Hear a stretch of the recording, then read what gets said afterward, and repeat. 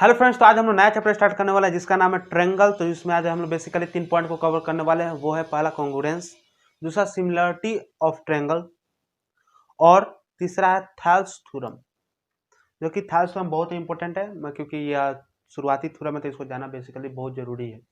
तो आइए direct video को स्टार्ट करते हैं। तो सबसे पहले जानेंगे कि पहले कॉन्ग्रुएंसी होता क्या है, कॉन्ग्रुएंसी का मतलब क्या होता है।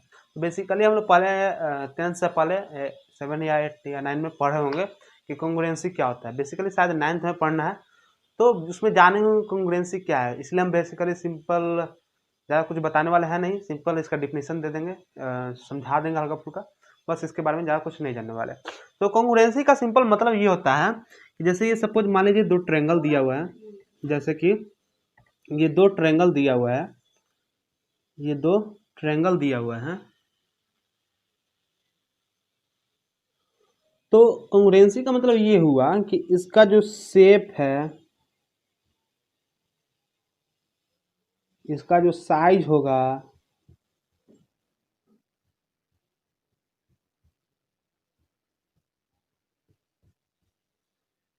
फोर का मतलब ये जैसा है सेम इस तरह ये होगा, ये जैसा है सेम इस तरह ये होगा, ये जैसा होगा सेम इसका ये होगा। तो कॉन्ग्रुएंसी का मतलब ये होता है कि जिसका शेप और साइज बराबर हो, शेप और साइज दोनों फिगर का सेम हो, तब वो कॉन्ग्रुएंट कहलाता है। ठीक है, तो यहाँ पे कॉन्ग्रुएंसी का मतलब हो गया कि इस ट्रायंगल का जो ये वाला एंगल होगा वो दूसरे ट्रायंगल के ये इस एंगल के बराबर होगा, ये वाला इसके बराबर होगा, ये वाला इसके बराबर होगा, और जो साइड का जो लेंथ होगा वो इसके बराबर होगा, ये इसके बराबर होगा और ये इसके बराबर होगा। मतलब बेसिकली पूरा चीज इक्वल होना चाहिए, तब जाकर वह कॉन्ग्रुएंस कहलाता है। वह सिमिलरिटी नहीं कहलाता, कॉन्ग्रुएंस कहलाता है। ठीक है, तो कॉन्ग्रुएंस का मतलब क्या होगा, जिसका शेप और साइज बराबर हो उसको हम लोग कॉन्ग्रुएंस बोलते हैं। जिसका शेप और साइज बराबर हो उसको हम लोग कॉन्ग्रुएंस बोलते हैं। ठीक है, इस बात को अच्छे से याद रखना क्योंकि सिमिलरिटी और कॉन्ग्रुएंस में ज़्यादा फर्क नहीं है। ठीक है, ज़्यादा फर्क नहीं है, इसलिए इसको याद रखना बहुत ही जरूरी है। कॉन्ग्रुएंसी का मतलब क्या हुआ, जिसका शेप और साइज बराबर हो, दोनों फिगर का जब शेप और साइज बराबर होता है तो वो कॉन्ग्रुएंट फिगर कहलाता है। हम दो वर्ड यूज करें, कॉन्ग्रुएंट और कॉन्ग्रुएंसी। तो कॉन्ग्रुएंसी जैसे होता है ना, क्या बोलते हैं उसको, जैसे कोई वर्क करते हैं तो उसमें TION सन लगाते हैं ना, उसी तरह कॉन्ग्रुएंसी यानी एक प्रोसेस हुआ। और कॉन्ग्रुएंट मतलब वो, जैसे ये दोनों फिगर कॉन्ग्रुएंट है, कॉन्ग्रुएंसी इसका डिफिनीशन होगा, कोई डिफिनीशन होगा कॉन्ग्रुएंसी उस तरह का, ये दोनों में ज्यादा अंतर नहीं है। ठीक है, तो ये दोनों फिगर कॉन्ग्रुएंट है।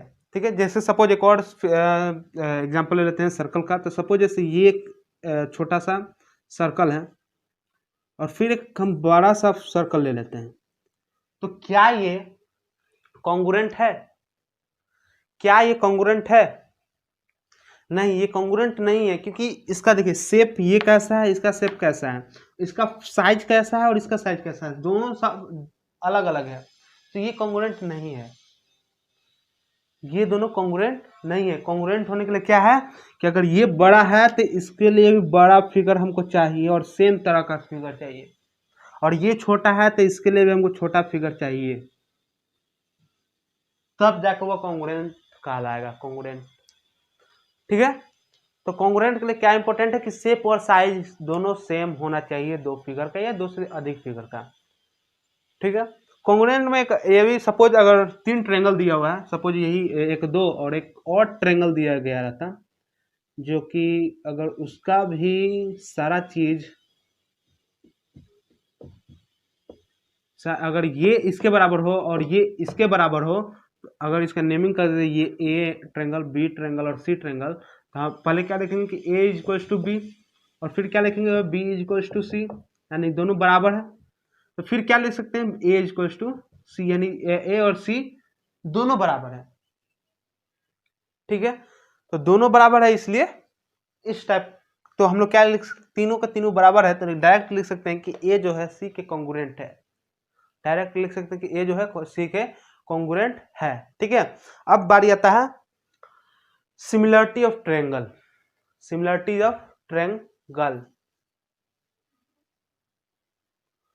तो सिमिलरिटी, जैसे सिमिलरिटी में और कॉन्ग्रुएंस में ज़्यादा अंतर नहीं है। कॉन्ग्रुएंस जैसे हम लोग जाने कि जिसका शेप और साइज बराबर हो, जिसका शेप और साइज बराबर हो।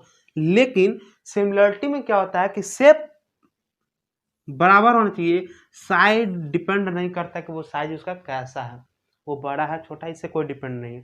लेकिन शेप डिपेंडेंट है, वो शेप उसका सेम होना चाहिए, साइज कुछ भी कोई मैटर नहीं करता है। ठीक है, तो कॉन्ग्रुएंस के लिए क्या हुआ कि जिसका शेप और साइज बराबर हो उसको हम लोग कॉन्ग्रुएंस बोलते हैं। और हाँ, एक गलती यहाँ पे हमसे हुआ है, और ये भी जानना जरूरी है कि कॉन्ग्रुएंस के लिए जैसे हम लोग वहाँ पे लिखे थे ना, ट्रायंगल ए इक्वल्स टू ऐसे करके लिखे थे ना, बी इक्वल्स टू सी, नहीं ऐसा नहीं था, ऐसा था बी इक्वल्स टू सी, फिर लिखे थे ए इक्वल्स टू सी। यहाँ पे बेसिकली हम लोग एस इक्वल का साइन नहीं देते हैं, हम लोग ऐसे लिखेंगे कि ए कॉन्ग्रुएंस टू, कॉन्ग्रुएंस का साइन ये होता है, मतलब इस तरह का ऊपर में रहता है। ठीक है, तो ए कॉन्ग्रुएंस टू बी, फिर यहाँ पे दिया हुआ था क्या है, बी कॉन्ग्रुएंस टू सी, फिर यहाँ से हम लोग लिख सकते हैं कि ए कॉन्ग्रुएंस टू सी। ठीक है, तो कॉन्ग्रुएंस का साइन इस तरह होता है। ठीक है, तो अब हम लोग जान रहे थे कि सिमिलरिटी और कॉन्ग्रुएंस में डिफरेंस। तो जिसका शेप और साइज बराबर हो उसको हम लोग कॉन्ग्रुएंस बोलते हैं। जिसका शेप तो बराबर हो, जिसका शेप बराबर हो लेकिन साइज डिपेंडेंट नहीं हो, मतलब हो सकता है उसका साइज बराबर हो या ना भी हो, बराबर हो या ना भी हो कोई फर्क नहीं पड़ता, बस शेप सेम होना चाहिए, तब जाकर वो सिमिलरिटी कहलाता है। तो इसी सब बात को ध्यान देते हुए एक सिमिलरिटी का मतलब गुण निकाला गया, मतलब कैसे पहचानेंगे वो सिमिलर है या नहीं। इसके लिए 2 पॉइंट दिया गया, और वो पॉइंट ये है कि ये सिमिलरिटी के लिए है, सिमिलरिटी के लिए है कि दी figures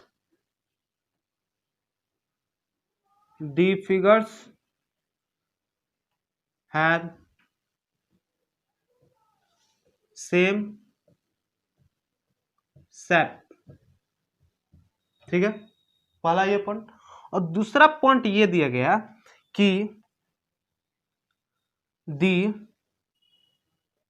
size of the figure are in the same ratio.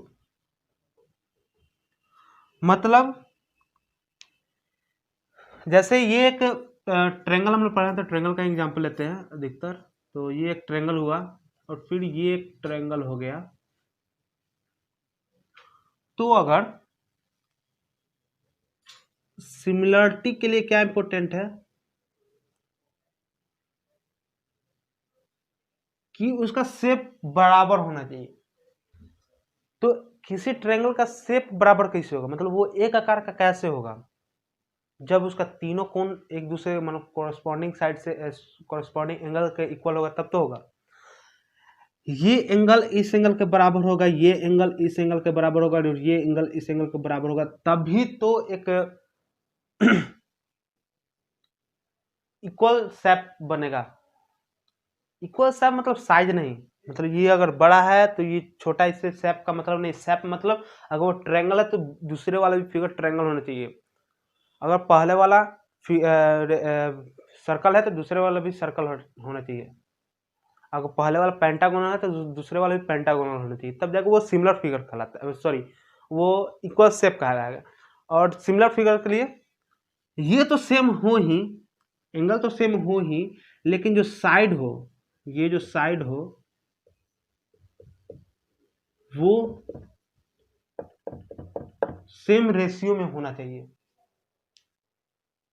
तो सिमिलर फिगर के लिए एंगल तो बराबर होना ही चाहिए, किसी ट्रायंगल में एंगल तो बराबर होना ही चाहिए। साथ साथ अगर सपोज इसका लेंथ अगर हम 1 मान लें, इसका 2 और इसका 3, जैसे 1 सेंटीमीटर 2 सेंटीमीटर 3 सेंटीमीटर, तो ये भी उसी साइज के साथ बराबर होना चाहिए। जैसे अगर इसको हम लोग 2 कर देते हैं तो ये 4 होना चाहिए और ये 6 होना चाहिए। ठीक है, तो रेशियो मतलब ये हुआ कि एक तरह से घटे एक तरह से बढ़े। ठीक है, तो मेन रेशियो का मतलब यही है कि यहाँ पे जो लिखा हुआ है the size of the figure are in the same ratio. Ratio का मतलब यही हुआ कि अगर उसको बढ़ाएं तो सारा एंगल सारा साइड बढ़ना चाहिए, एंगल सेम रहेगा, साइड बढ़ना चाहिए, और अगर घटाए तो सारा साइड घटना चाहिए। ठीक है, तो बेसिकली यही अंतर है। ठीक है, तो इसी पे थाल्स थ्योरम जो है, जो थाल्स एक ग्रीक मैथमेटिशियन है, उन्होंने कहा था कि इस सबको मिटा देते हैं पहले।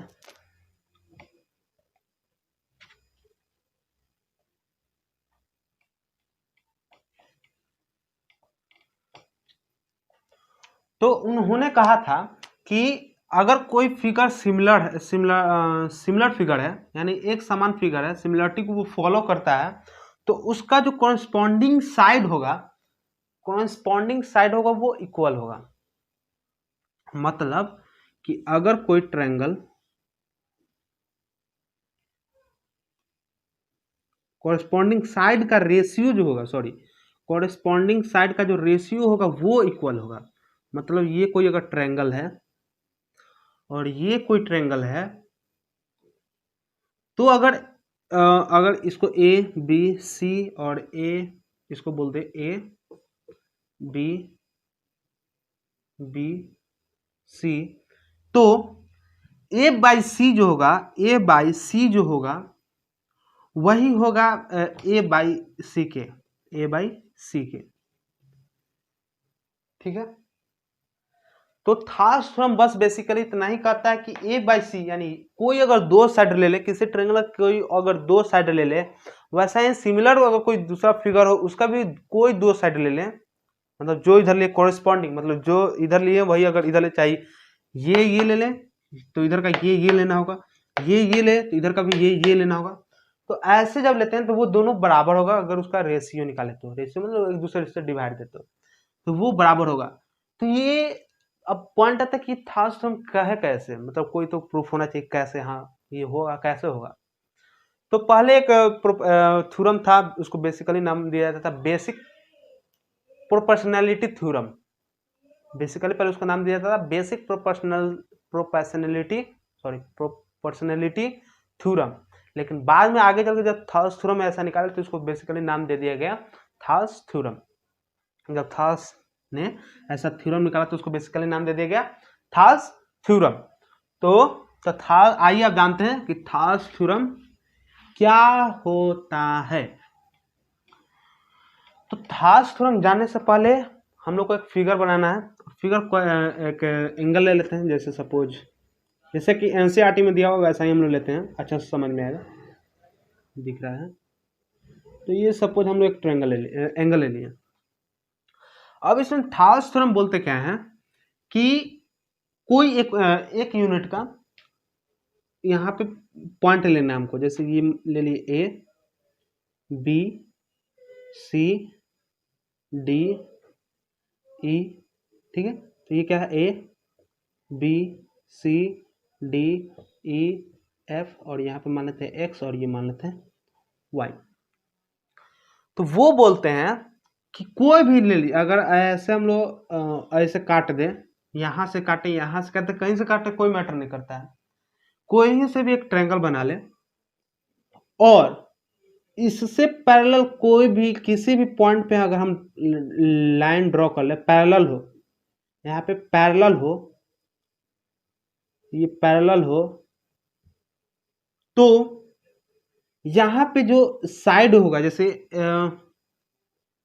ए डी बाई डी एफ होगा, A D by D F जो होगा वो बराबर होगा ए, यहाँ पे अगर मान ले जी मान लेते हैं, तो ए जी बाई जी एक्स के वो बराबर होगा। थाल्स थ्योरम बेसिकली यही है। अब डिटेल में इसको जानते हैं कैसे निकला था। ठीक है, तो उन्होंने पहले क्या किया था, मान लेते हैं अच्छा से अब इसको एक्सप्लेन करते हैं। तो इसमें let a figure A X A Y मान लेते हैं, ठीक है। तो एक फिगर बना लेते हैं।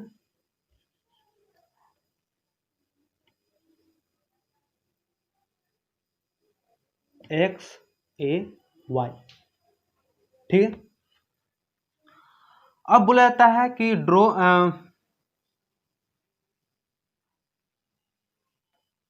Draw 5 point 5 points on AY with a unit distance। मतलब हम लोग को एक अगर 2 सेंटीमीटर लेते हैं तो 2 सेंटीमीटर का ही 2 सेंटीमीटर के दूरी पे ही पॉइंट लेना है। तो अगर यहाँ पे अगर हम मान लेते हैं ये 1 सेंटीमीटर पे है, ये भी 1 सेंटीमीटर पे, 1 सेंटीमीटर पे, 1 सेंटीमीटर पे, ये भी 1 सेंटीमीटर। तो ये एक निकला, इसको नेमिंग कर देते हैं ए बी सी डी ई, और 5 पॉइंट्स यहाँ पे अच्छा से लिख देते हैं ए बी सी डी ई, ठीक है। ऑन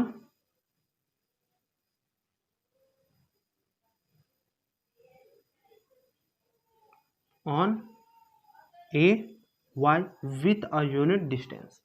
तो अब हम लोग ऐसा ले लिए। अब बोला जाता है कि इंटरसेक्ट, यहाँ पे ये पहला पॉइंट था, ये दूसरा पॉइंट था, ये तीसरा स्टेप था, पहला स्टेप, दूसरा स्टेप, तीसरा स्टेप। तीसरा स्टेप में बोला जाता है draw a intersect line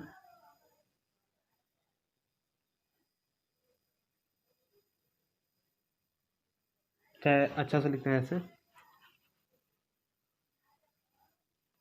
draw a line which intersect AX and join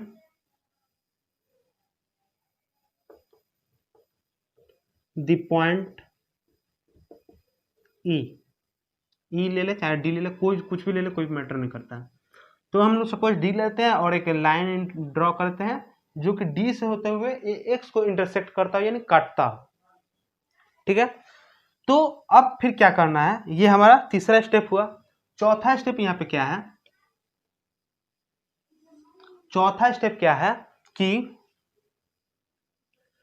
अब क्या करना है, draw a parallel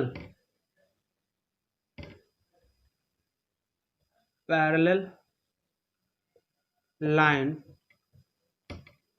to D, अगर इसको मान लें जी तो डी जी, टू इंटरसेक्ट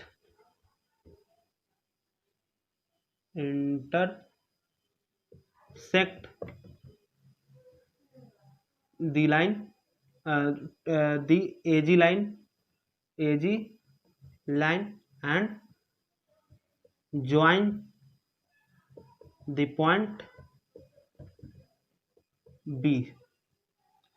वो बी पॉइंट को ज्वाइन करते हुए एजी को काटे और इस डीजी के पैरेलल हो, वैसा हम लोग को लाइन लेना है। तो ये बेसिकली देखते हैं पैरेलल एकदम पार कर, ये इस तरह रहेगा। तो अब यहां पे बोला जाता है कि अगर हम लोग ये पूरा लें, यानी ए बी, अब इसको मिटा इरेज कर लेते हैं, आप लोग नोट डाउन कर जरूर कर लीजिएगा, ठीक है। तो अब यहां पे बोला जाता है कि जो A B by B D आया है, जो A B by B D आया है, वो ऐसे इसको ये तो हम लोग सिंपल जानते हैं कि अगर 1-1 मीटर का अगर लें तो 1 मीटर ये होगा, 2 मीटर 3 4, मतलब 2/4 होगा। और इसको अगर लिया है तो इसको मापना पड़ता है, तब जाकर पता चलता है। जैसे अगर सिंपली इसको कैसे लिखेंगे, अगर 1 यूनिट का ले ले तो ये कितना होगा 2 और 4 यानी 2/4 यूनिट का 1/2। और फिर जब बाद में नापा जाता है इसके बीच का दूरी और ये h को, तो पाया जाता है कि AH/HG भी जो होता है वो भी 1/2 के बराबर होता है, वो भी 1/2 के बराबर होता है।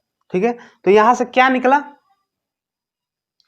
कि AB/BD is equals to AH/HG। तो यही बेसिकली सिंपल थॉल्स थ्योरम है। तो ये पॉइंट खत्म हुआ, फिर आगे आपसे मिलते हैं। अच्छे से समझ में आया हुआ तो प्लीज़ लाइक, सब्सक्राइब और शेयर जरूर कर दीजिएगा, ताकि अच्छे से अच्छे बच्चों के पास पहुंच सके, अच्छे से अच्छे वो बना सके। फिर आपसे मिलता है अगले वीडियो में कुछ और नए टॉपिक के साथ। तब तक के लिए bye bye, see you and take care and subscribe जरूर कर लीजिएगा।